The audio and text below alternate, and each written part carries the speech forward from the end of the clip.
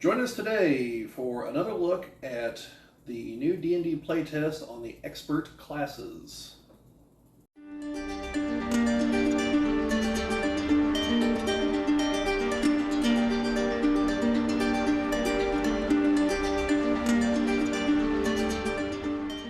Welcome back, everybody, and to all you new folks out there.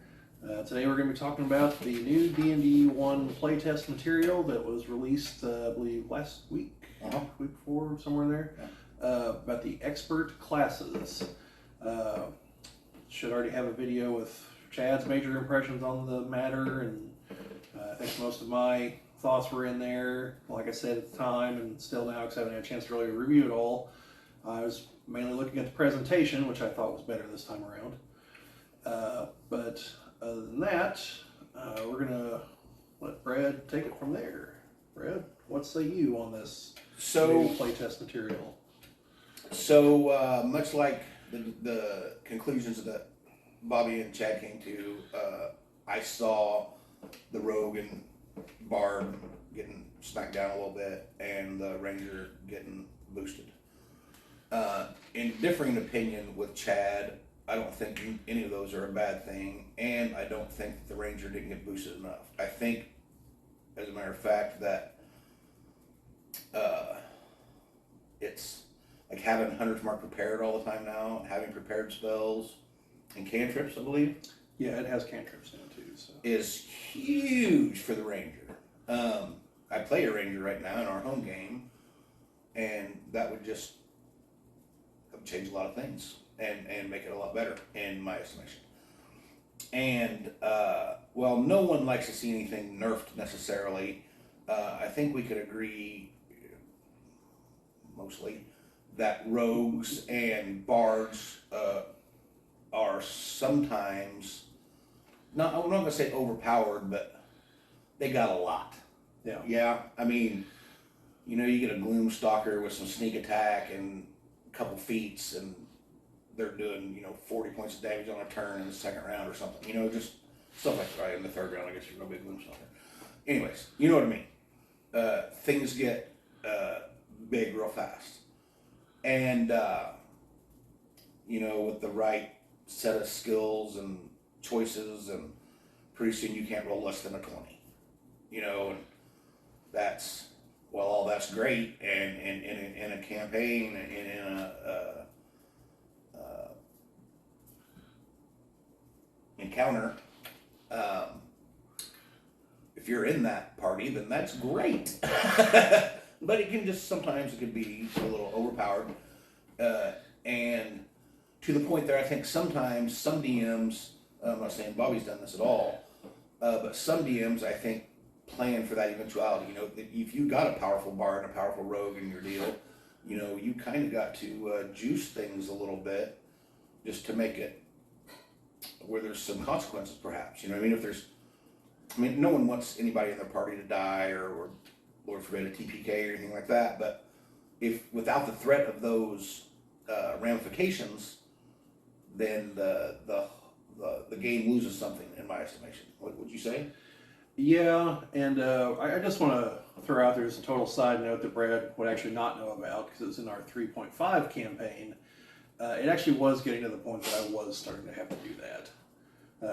Well, this makes sense. I had made many DMing mistakes up to that point in allowing certain things to accumulate. And then that snowballed. But then there was just ridiculous levels of damage being dished out via sneak attack. Well, in 3.5, there's a number of characters that are immune to critical hits. And if you're immune to critical hits in 3.5, you're also immune to sneak attack. Oh. So, you just throw constructs and undead and things like that at them endlessly, and all that damage, now it's nothing, Right. And in that way, it's good because that doesn't negatively affect the rest of the party one-on-one. Right. If you just go up in the CR on it, then the people who aren't buffed, like the rogue and the bard in that instance, then they're outmatched a little bit, and then you have to hope on that rogue and bard do what they do. Yeah, it became somewhat problematic because I was having to do that, and Chad's Chad's smart enough to figure that out really quickly. So yeah. And Chad he's a min-maxer type. I mean, not all the time. I mean, he's not always trying to build a broken character or nothing, but he's definitely trying to get the most for his character in most scenarios. Yeah, There's nothing wrong with that. Yeah, I'm just saying that's how it is. Yeah, and here, like, if I'm recalling correctly, like he wasn't even doing anything particularly egregious beyond what anyone else in the group was doing. Right, you just allow it. It's just that, well, there's a bunch of other things that had nothing to do with the sneak attack issue. Sure.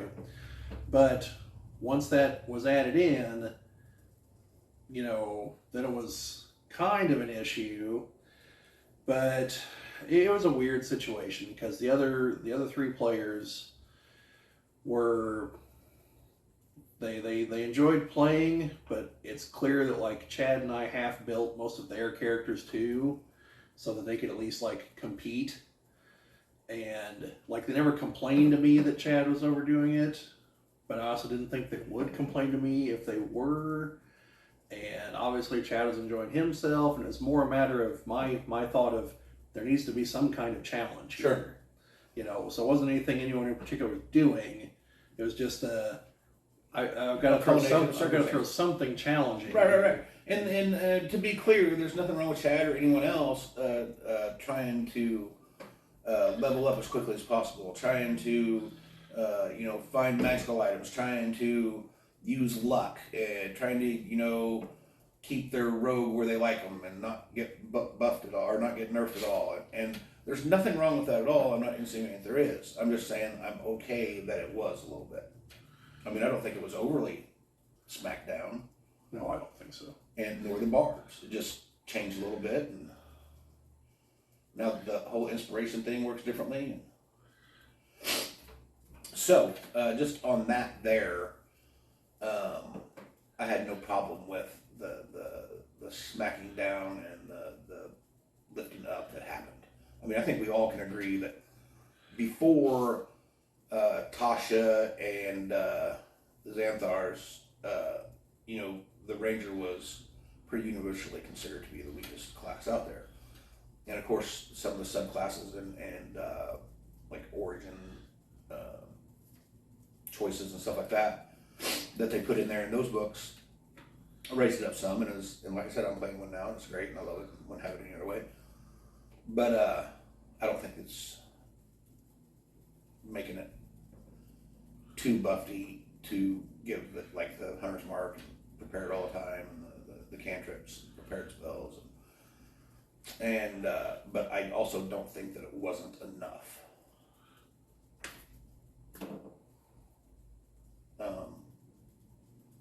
I like the how they're doing the experts and the priests and the warriors, or however they're doing. I can't remember the terminology they use. But I like that, or at least I like the idea of it. We'll see how it goes, but I like the idea of it. I like the general idea of the feats being tied to things like that. Yeah. That's a lot easier than, like in 3.5, if you have the base attack bonus of X and you have this feat and you can do this thing, it's a lot easier just like, look, are you a fighter? You can take this. Right. So that's fine. So now the only prerequisite is you have to be an expert to take this particular feat, or you have to be a priest to take this particular feat, or whatever, right? Yeah. And until they inevitably break the system with the, by the way, if you're this guy, you can do this. Yeah. Well, that's just an inevitability that happens in every edition. If you're not evolving, you're dying, right? And what else was I getting ready to say about that, or something similar to that? Don't know. Oh, and I do like how we talked about this before, but I do like how they're moving things towards like background and feat-based things rather than racial things. And I like that, a background suggests a specific feat. You know what I mean? Or it suggests a specific background. I like how they're making what you know now in your adventuring life things that you've learned along the way because of your background and experiences. Does that make sense? Yeah, I understand what you're saying. So there's that. And I like the how they're breaking up the spells now into the different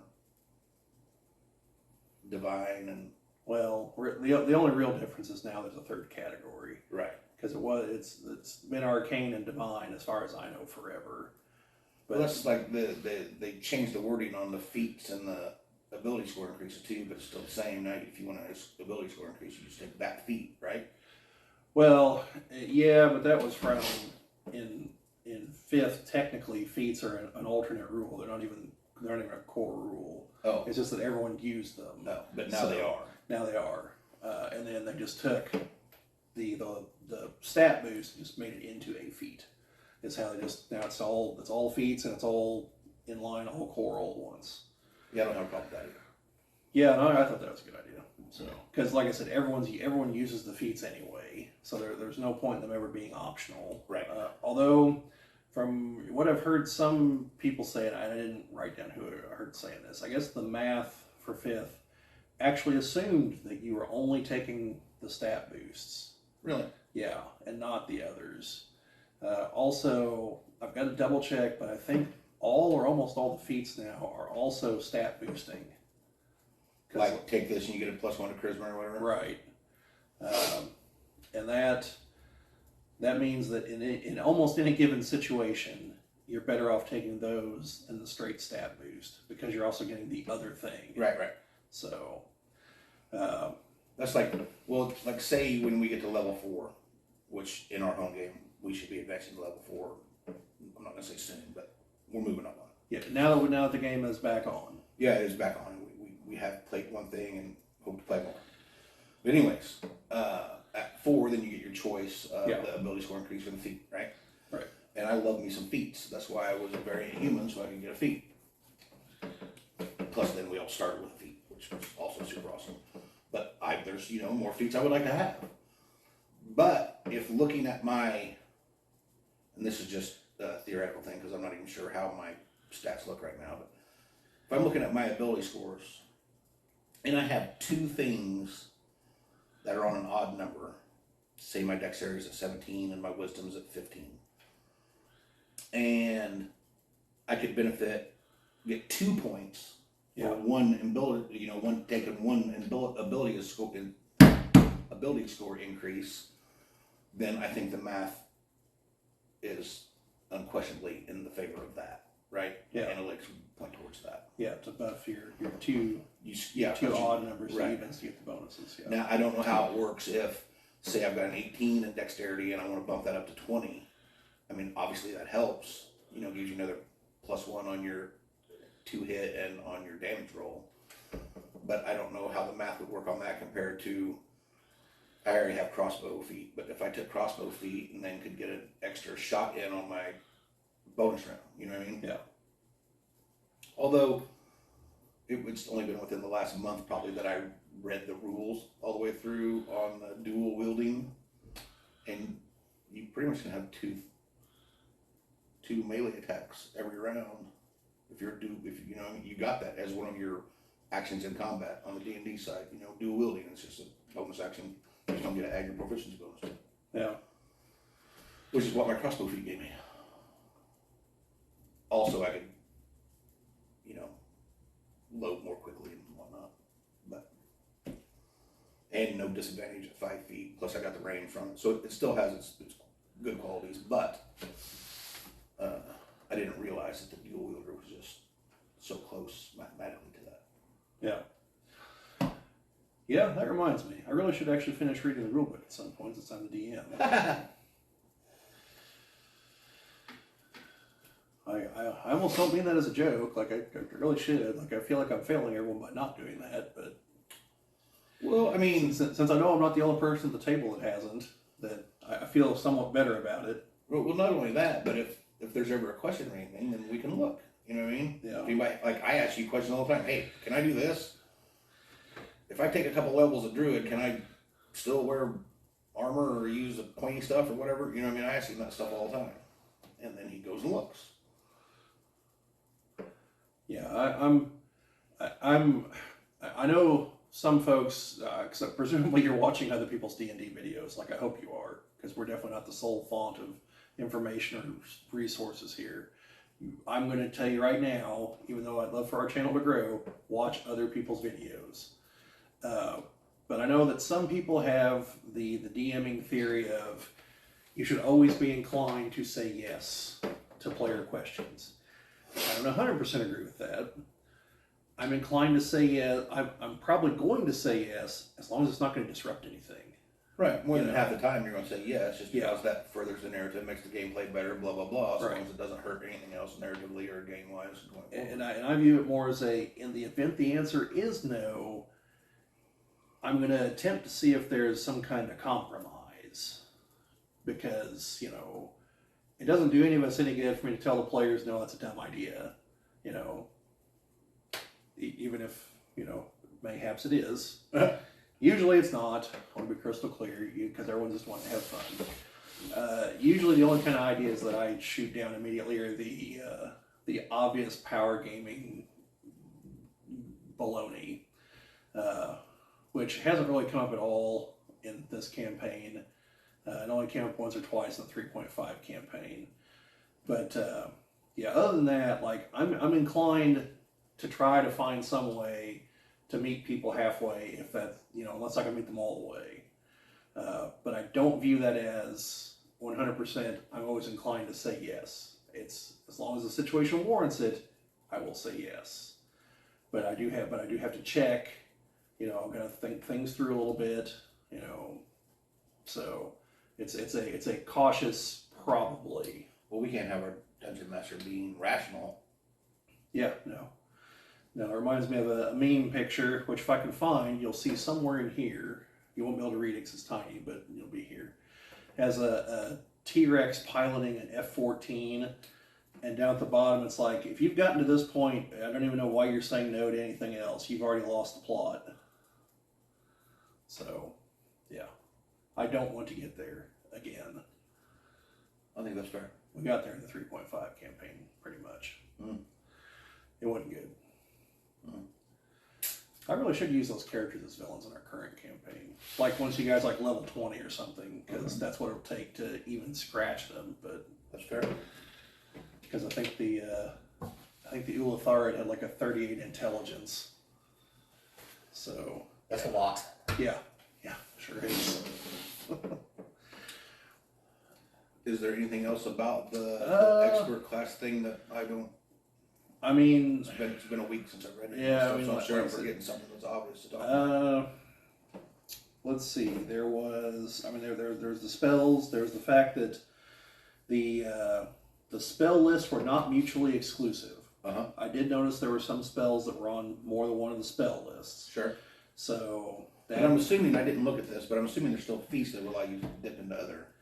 I'm assuming there is. I don't remember what that one's called right off the top of my head, but I know it. But it's one where you take like a couple of cantrips in a first level spell or something from a different school. Yeah, there's like Fey Touch and Shadow Touch to begin with. So if you're not,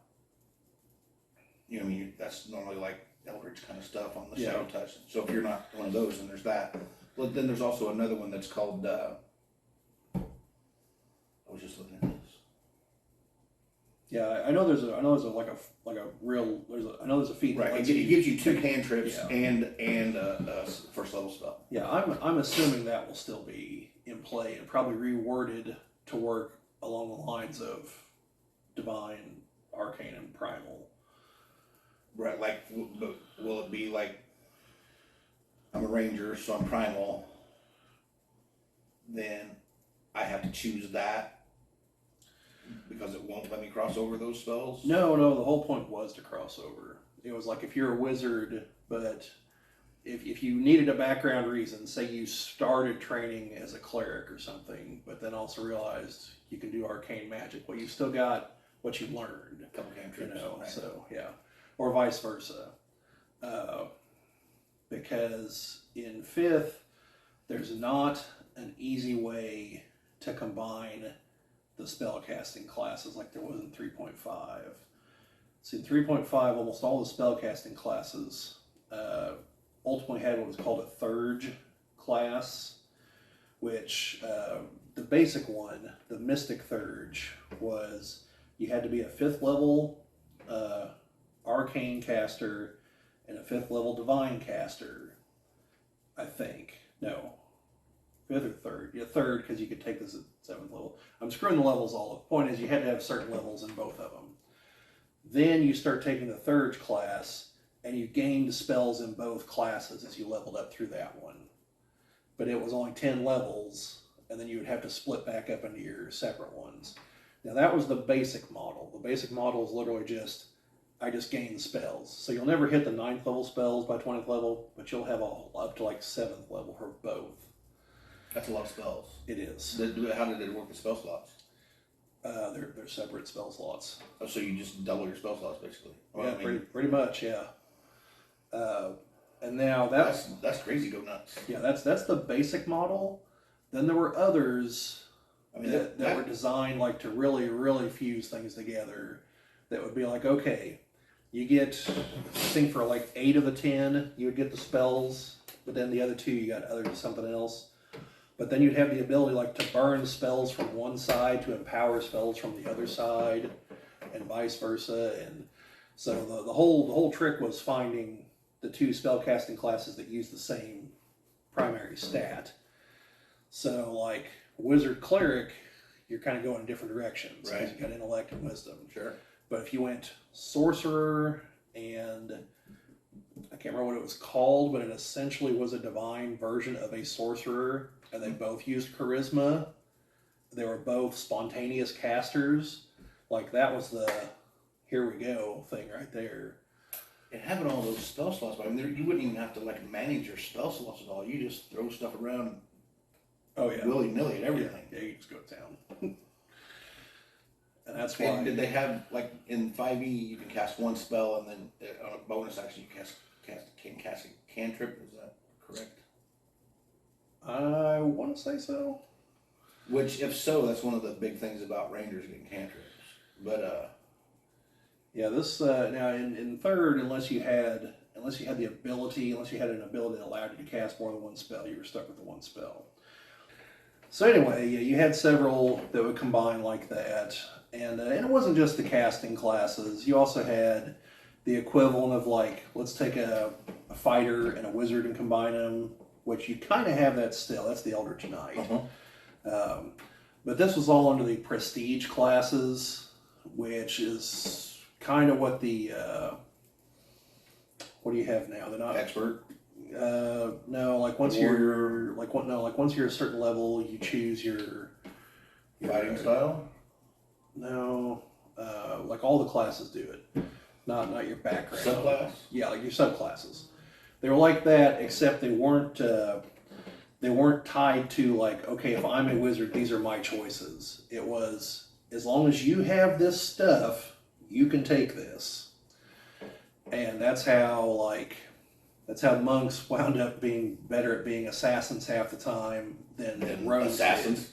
Yeah, like assassin was a prestige class, and like it really went in, like the stuff the monk had could really pay off with it. So, but yeah, so you wound up with weird stuff like that. But the Thurge classes in general, I don't think something like them exists, or if it does, it's like it's a one-off buried in one of the arcane classes that like gives them a couple of healing spells or something. It's a shadow of what it was in 3rd. Is my overarching point here. So all right. Yeah. But who knows? Maybe we'll see them with D&D One or something like them. We'll have to see. Excuse me, pardon me. But yeah, so they went a lot higher than just I'll take this feat and get the first level spell. Oh, I know what I was going to mention. It was the spells that allowed you to cheat.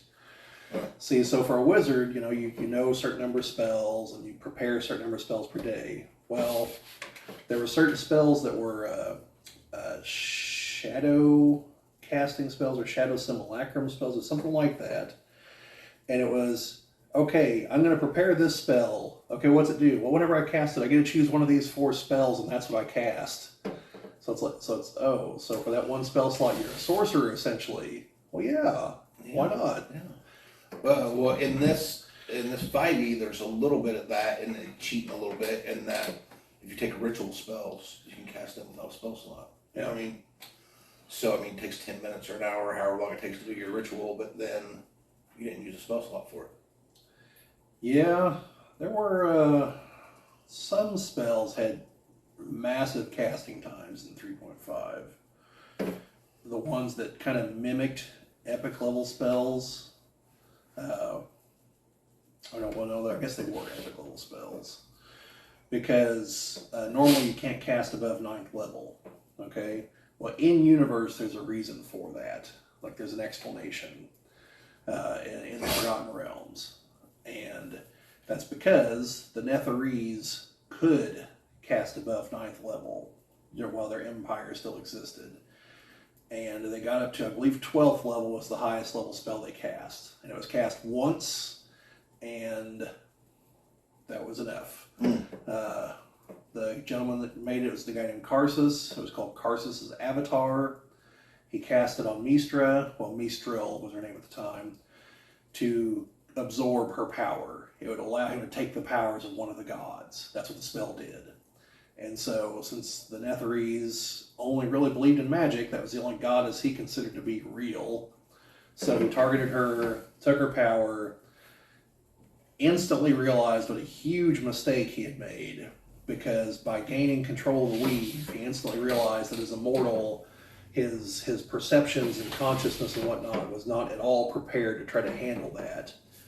And Fair. So Mistral, in her last moments, essentially committed divine suicide, killed herself, killed Karsus in the process, and for a moment, that's not exactly how long, it's probably actually a couple of minutes, but all the readings say a moment, magic just stopped.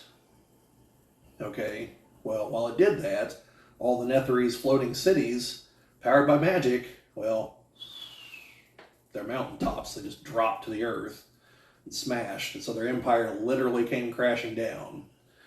And and Karsus became like a stone statue that fell to the earth too, and so now he's what's called a vestige, like the last traces of the powers of a god or powerful mortal. And so because of that, whenever Mistra was reborn from Mistral, she capped spells at 9th level, and so that's why there's the 9th level spell cap. Now in 3.5, there's a way to cheat that system. I don't want to know it. There's effects you can add to spells, and it affects their effective caster level or their effective spell levels. And so with that, you can stack those things on there. But to do that as a character, you had to be an epic level caster, so you had to be 20th level or above. And you had to keep taking feats to keep getting spell slots higher and higher to actually be able to cast them. You had to work to it, but then then you could. Yes. That was And once you could, but even then, it was things like, okay, I'm going to take this fireball, and I'm going to maximize the damage, which means you don't even roll for it. It's the maximum number on each of the dice. Right. Then I'm going to double the damage, so now it's double the dice. Then I'm going to twin the spell, so I can cast 2 of them. Yeah. And you just keep stacking those kinds of meta magic effects on it until finally you've just got some okay, now I'm going to go destroy this continent, I'll be back. Destroy your worlds. Yeah. So, that's kind of fun things you can run into in 3.5. So, back to the 5e. Yeah. And this here playtest material with the expert class. Was there anything else that you can think of in there that we need to discuss today? Well, this is more a commentary on what I've seen several other videos saying. Okay. I like that. Again, I've been very clear that I'm leery to trust half of what Wizards of the Coast says on principle, but assuming they're being forthright, the potential, the change back and forth on the critical hit thing has absolutely nothing to do with what people have said. They haven't even really begun digging into the results yet. And I've seen a number of commentators saying, oh, they listened to us, they changed it back. It's like, no, he very specifically said that had nothing at all to do with it.